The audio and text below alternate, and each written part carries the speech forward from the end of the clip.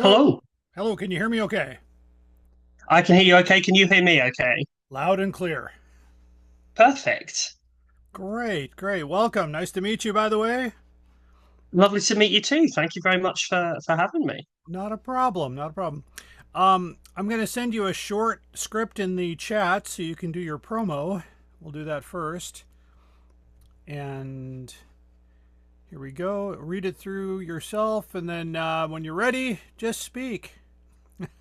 It's easy. Lovely. Hi, this is Johnny Brace from That's Ace, the play, which is coming to Edinburgh Fringe, and you are listening to the Doctor Who Collectors podcast, the show where fans, collectors, and special guests come together to celebrate over 60 years of Doctor Who history. If you love rare collectibles, behind the scenes stories, books, comics, toys, memorabilia, and everything in between, you found your TARDIS. Be sure to subscribe and keep listening to the Doctor Who Collectors podcast. Wow, in one take. Boom. I'm Now, a professional. What can you say? well, Peter Purvis took three. So I don't know if you know who Peter is, but I do. I do. Yes, I do. yeah, he said he told me I'm 85. Give me a break. So all right, I've got a little introduction, and then we can go ahead and start. So here we go. And now it's time for our main story on the Doctor Who Collectors podcast. Today we're talking with Jonathan Brace, who runs a show called That's Ace, and we're going to talk about that today. So please welcome to my show, Jonathan. How you doing? I'm very good, thank you, mate. Thank you very much for having me. Oh, you're welcome. It's wonderful to have you. Of course, this podcast, we talk about all kinds of things in the world of Doctor Who these days as we are in the Wilderness Years 2.0, as we've been kind of there. But for listeners who may not know your work, and that could include folks here in the United States, tell us about That's Ace and how did the show begin? Yeah, of course. So That's Ace is a theatre show that is going to the Edinburgh Fringe this year and in the UK, which is about a young girl called Ace who has called herself Ace after Sophie Aldred's wonderful Seventh Doctor companion. And the show is sort of her figuring herself out, figuring her sexuality out. She's been invited clubbing by this girl from school, and so she goes clubbing, but has never been before. So she turns up 15 minutes before they open, because to her, on time is late. Um, and then spends the whole time talking to the audience, trying to figure out what her feelings are.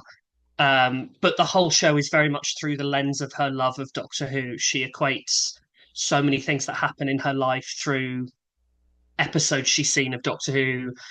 She grew up watching DVDs in the shed with her dad, so it's very much kind of showing the effect that Doctor Who has on people and the love people have for the show and how it changes people's lives and affects people's lives in the world, and how they interact with other people, which I think, especially as you say, Wilderness Years 2.0, Yes. here we go again. um, I think it's been weirdly well timed to have a show that is like, let's see the effect Doctor Who has, even when it's not on TV, even when we don't know what's coming next. There's such a history and a back catalogue and so much love and stories that will go on affecting people's lives, whoever picks up that tender. I can't agree more because that's what made us survive the wilderness years the original time.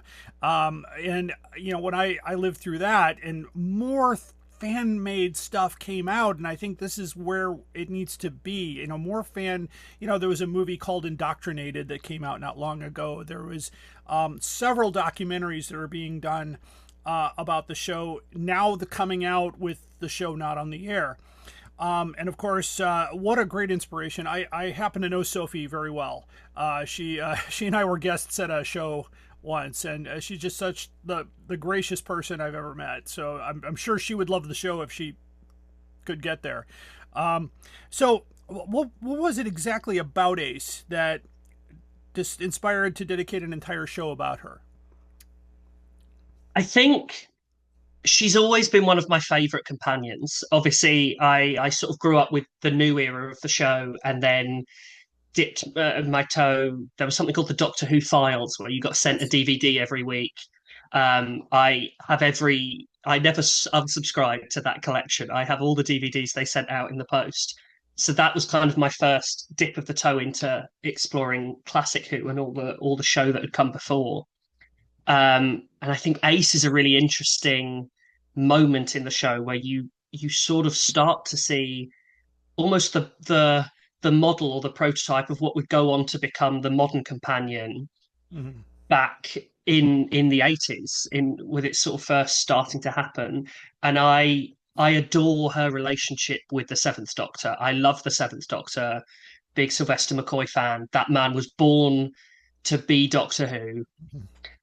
He's incredible, and I think his relationship with Ace is so is so great that I love it. And then also within this show, it's a story about a young woman who doesn't have the best relationship with her mother, who sort of dreams of something more, is still figuring herself out.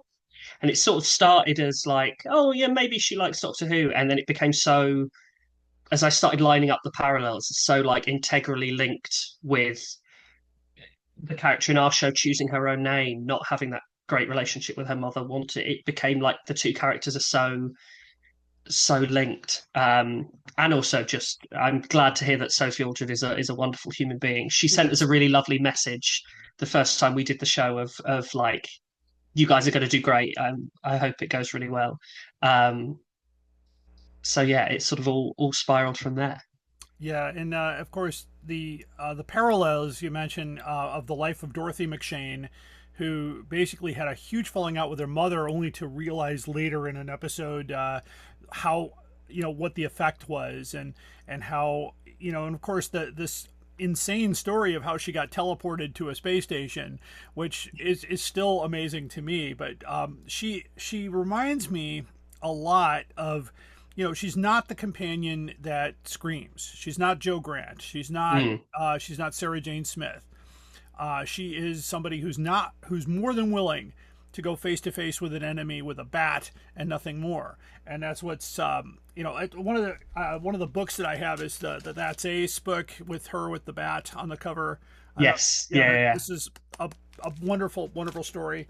She I talked with her we had breakfast together one morning, and she just talked about her life, Sophie's life, as far as Mhm. getting into the role of Ace, and her inspiration. Of course, her character was shaped by a man named Andrew Cartmel, who was Yes. the script editor for the McCoy era. So basically, with that, how do you how do you think Andrew Cartmel's shape of this character kind of transformed Doctor Who in that last season? Your own opinion. Yeah, I think it became very much they were doing arc like big character arcs with obviously this idea of like the Seventh Doctor manipulating Ace in a way and trying to help Ace grow, and obviously all the ways her family history and her backstory were tied into the stories that were coming from Doctor Who. I think certainly if you go back to, as you're saying, like Joe Grant and Sarah Jane Smith, Mm. it's they have backstories and they are people, but they're there in the episode and they're there enjoying the stories of the episode. It felt certainly watching through as a younger person, as a modern fan, going back and watching it, it was like, oh, this you couldn't take Ace out of those stories Right. because she's so inexplicably linked with Fenric and with Ghostlight and that specific place and everything that's happening around her. Um, yeah, it felt like a really fertile ground that Andrew Cartmel was treading to be how do we weave the companion in? How do we make the companion not someone who's just reacting to the plot, someone who's integral to that plot, kicking the plot, challenging the Doctor? How is the Doctor challenging them? And I think that's what makes that relationship so sparky and so interesting. Oh, I Um, agree. I agree. Do you have a favorite Ace story? I think I mean, I've always got a soft spot for Remembrance of the Daleks. I think Yeah, that's a good one. it's obviously a fabulous story. I'm sure everyone listening to this podcast knows that. Hmm. The rice pudding line, seeing it float for the what would have been the first time. But I love the Curse of Fenric. I think the Curse of Fenric is a again, a beautiful story, so tied into Ace herself as a character. And just think, oh, it's such a good story. So I'd have to say The Curse of Fenric, I but with a shout out to I Daleks. agree. Curse of Fenrir, it's a dark story.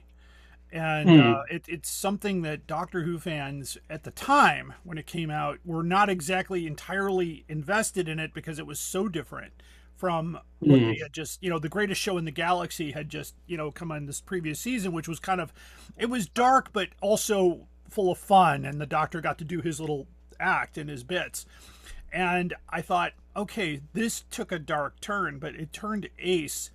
At the first time you hear Ace tell the Doctor, "I'm not a little girl, and I'm gonna take care of this."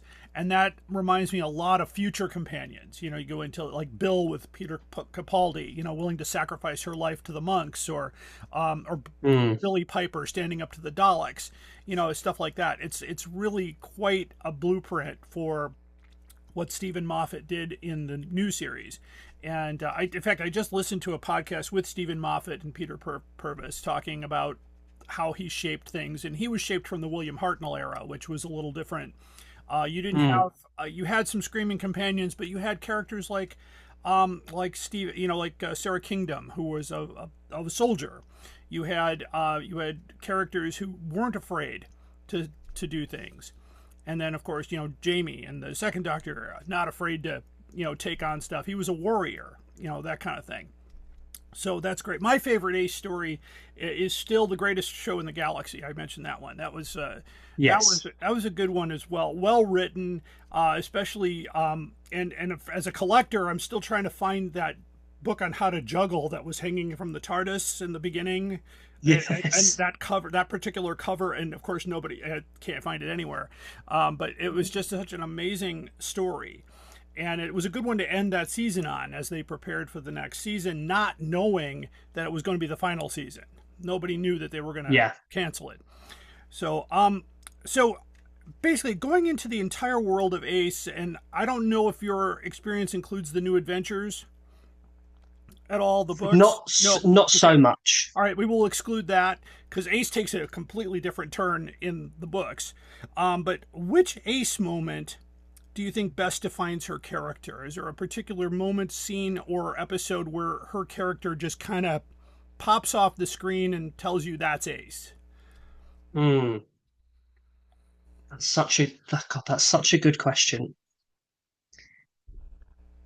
I think the one that for the iconography of the show, it's the baseball bat and the Dalek. That's referenced in our theatre show as well. Yes. That's if someone puts a blindfold on you and says Ace from Doctor Who, I think 85% of people are imagining that image and that iconography.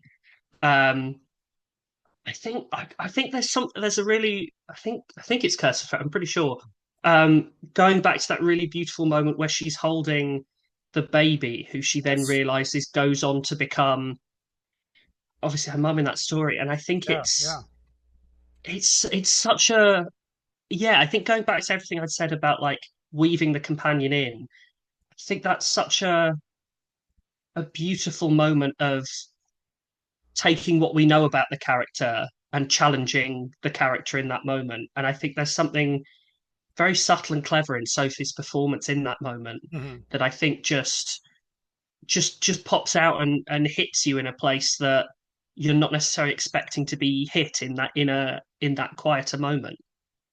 Absolutely. And fast forward to The Power of the Doctor, where she opens a panel and takes out her jacket, her backpack, and her bat and puts it on as a mature woman going after Daleks, knowing that she's never lost it, and even has that conversation with the hologram, which I thought was brilliant, by the way, the Sylvester McCoy Yeah. coming back in. And talking and telling her we're good because just to kind of glaze over the New Adventures, they have a falling out during in the books, and so Mhm. there is a reckoning that so they have the arc because they include those books in the canon. But it was Yeah. such an amazing moment for me to see her. She's in a pinstripe suit in the beginning, but then she gets that jacket on, and she becomes Ace again, and it's almost like Yeah. her superpower. And when I got to ask her about that, she said, I said, do you wear that jacket much? And she goes, no, the jacket belongs to the BBC. We borrow it. And she said she's seen fan jackets that look so much better. But it's one of those, I think in Doctor Who, it's one of the most iconic costumes. I mean, other than Sarah Jane's Andy Panda jumper, that Mhm. one kind of comes out as the costume for a companion, especially when she puts it back on 30 years later, which I think is amazing. I think So that's brilliant. Yeah. I and don't. Have you seen the Tales of the TARDIS little yes, shorts that they did? yes, Obviously it's Curse of Fenric that they do, I think. But her and Sylvester having that little stuff at the start, and I remember watching it and I was like, oh yeah, this is really nice. And then when it cuts back to them at the end and they're just having fun together and playing the spoons, yes.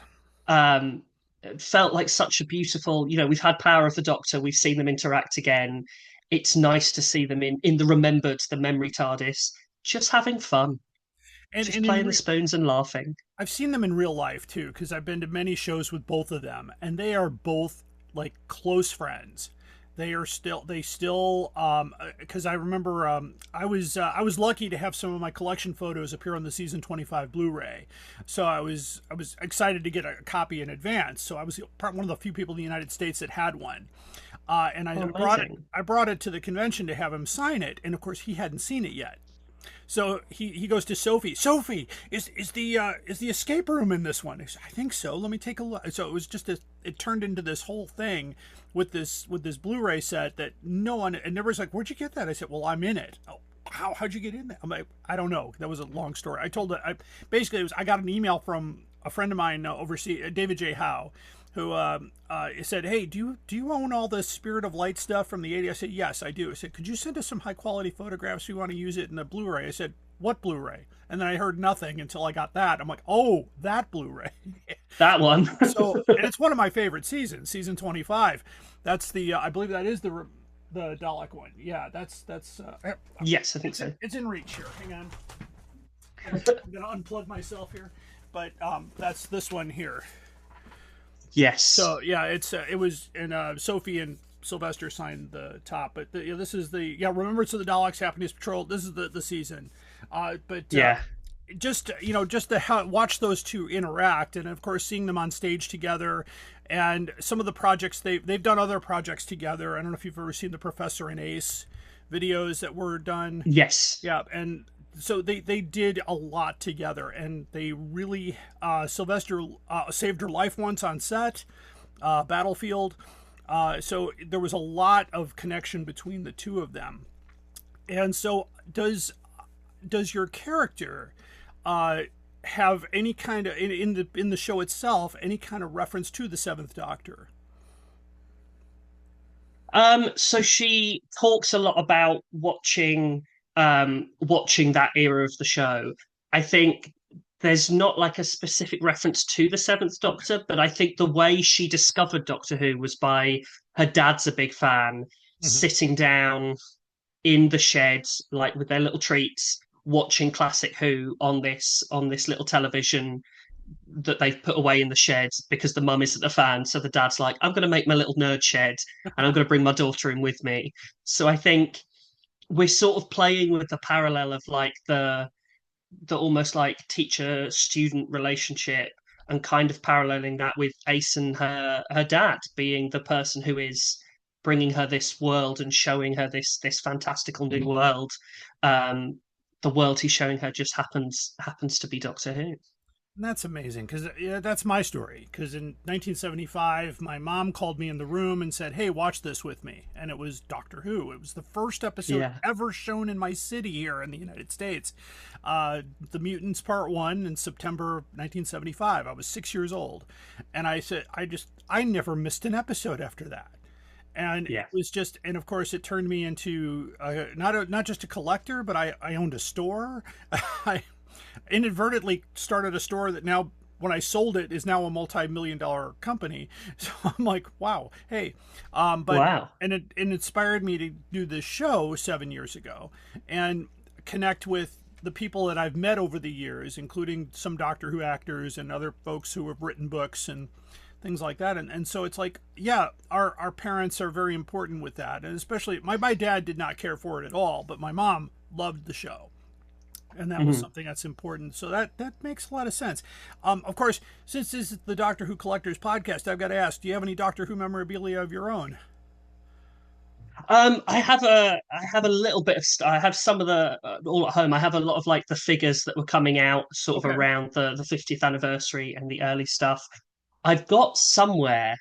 I found it in a charity shop, Yep. and I remember being like, I want to get it, and my mum was like, but we can't play it. But I've got a VHS copy of Spearhead from Space, Oh yeah, yeah, yeah.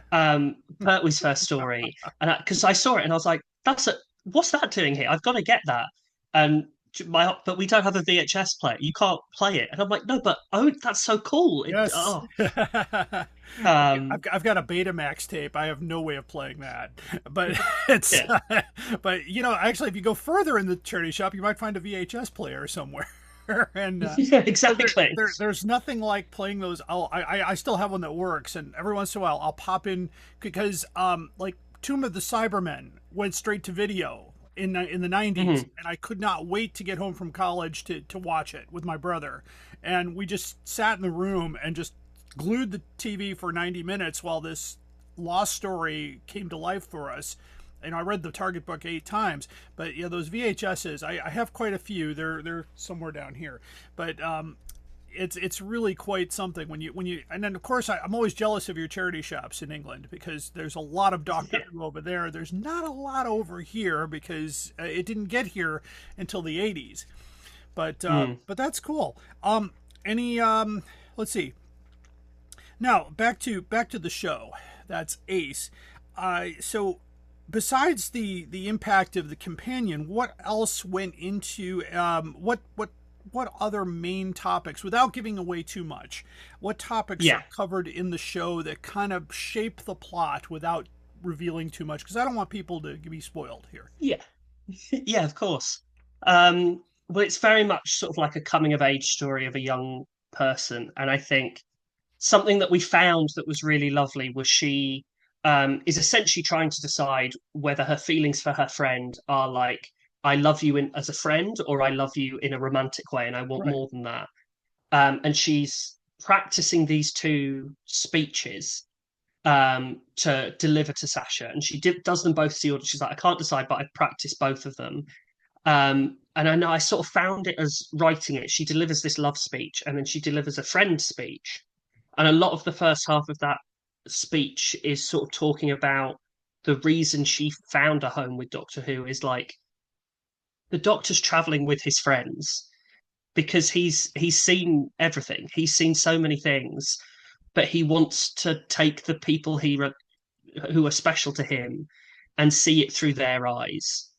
Um, and I think that's a theme that runs throughout the play of the connections we make, however, the importance of friendship, the importance of just love, whether that's parental love, whether that's romantic love, whether that's sexual love, whether that's just platonic, soulmate kind of love, um, of the connections we make and the people that we have in our lives.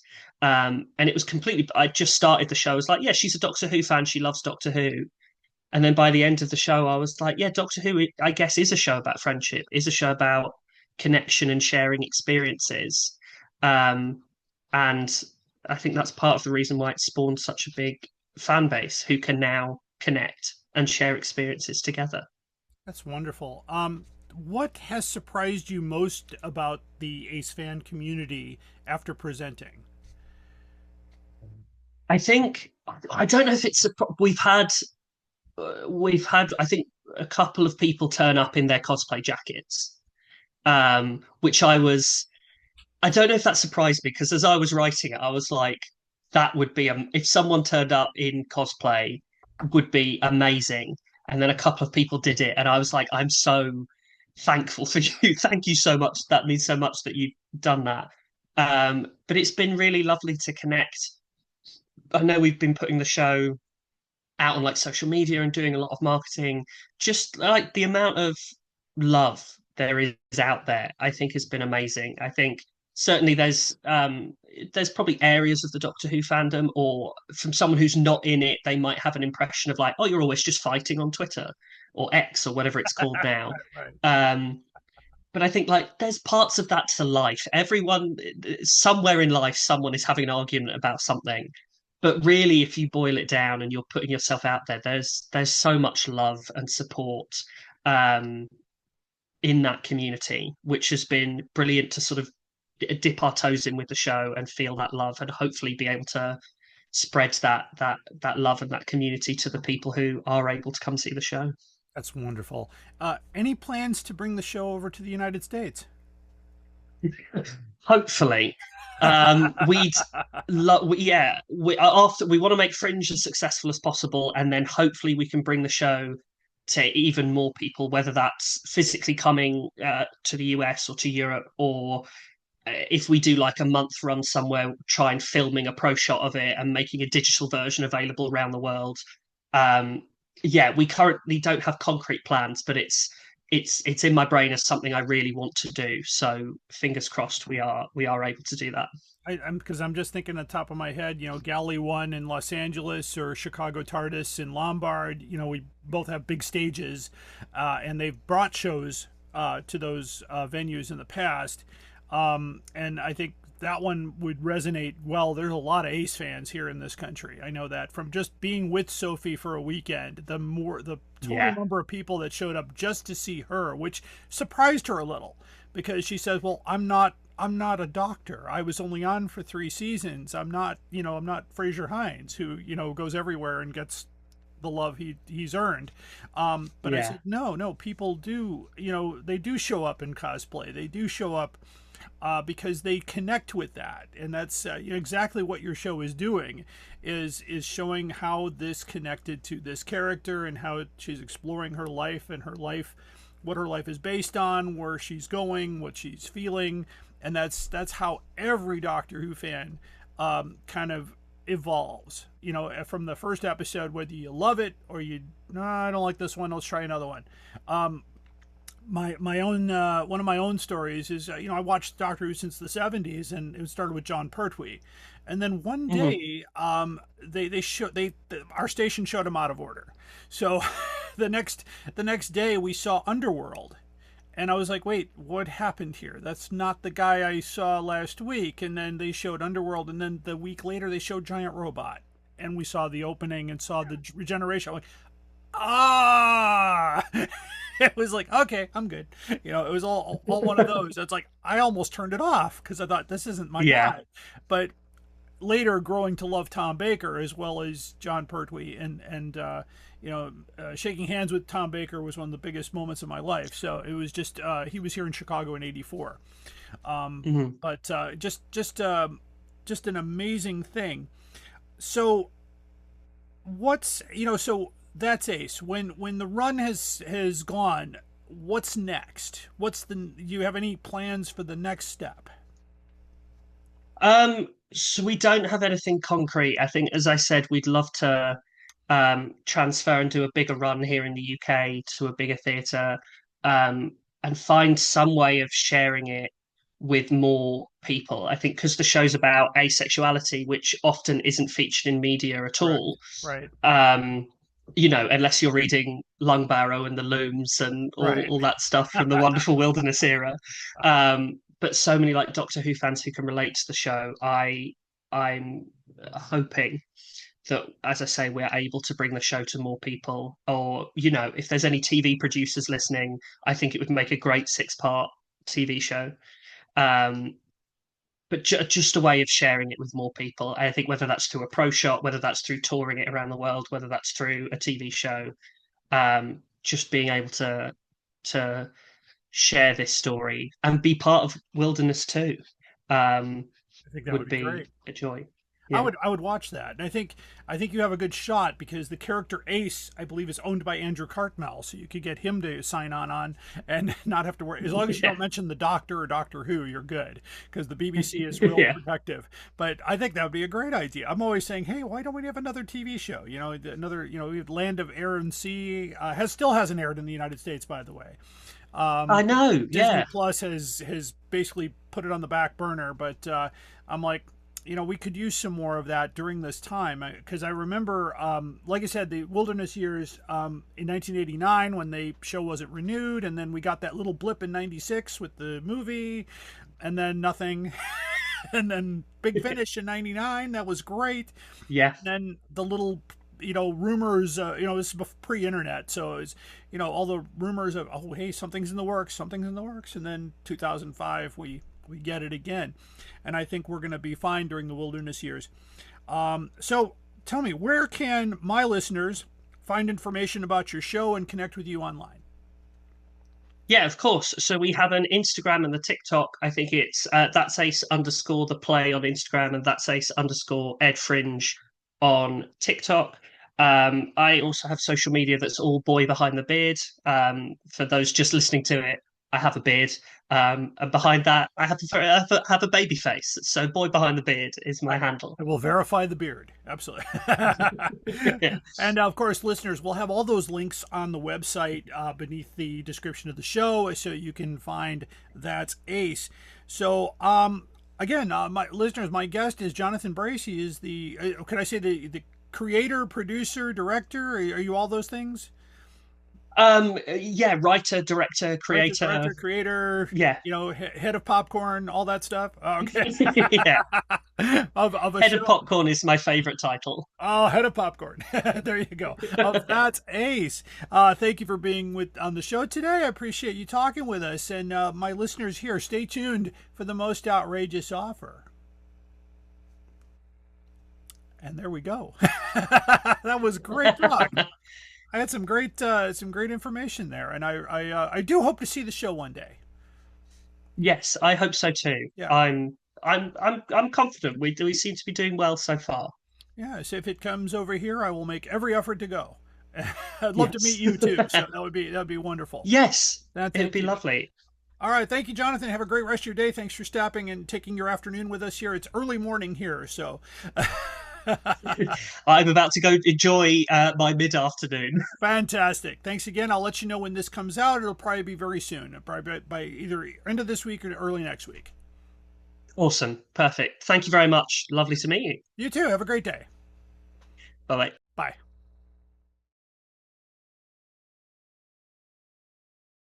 Thank you for watching.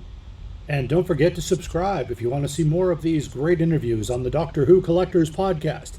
You can find us anywhere you get your podcasts, including Apple, Spotify, iHeartRadio, Pandora, and Podbean.